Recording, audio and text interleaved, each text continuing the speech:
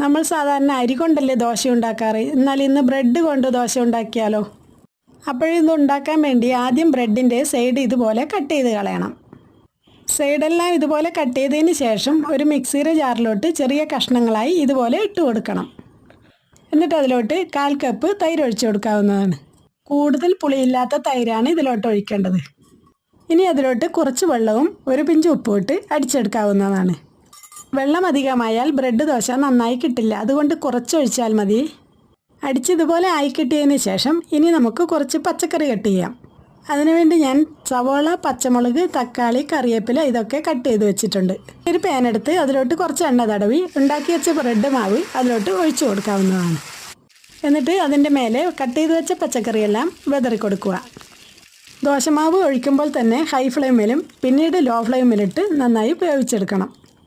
ഇനി ഇതൊന്ന് മറിച്ചിടണം. 2 വശം നന്നായി ഇതുപോലെ മൊരിഞ്ഞ് കിട്ടണം. ഇതുണ്ടാക്കാൻ വളരെ എളുപ്പമാണ്.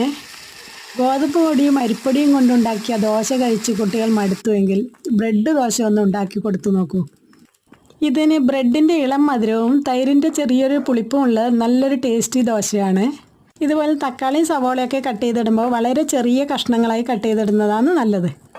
അങ്ങനെ നമ്മുടെ എളുപ്പത്തിൽ ഉണ്ടാക്കാൻ പറ്റിയ ബ്രെഡ് ദോശ റെഡിയായി കിട്ടി.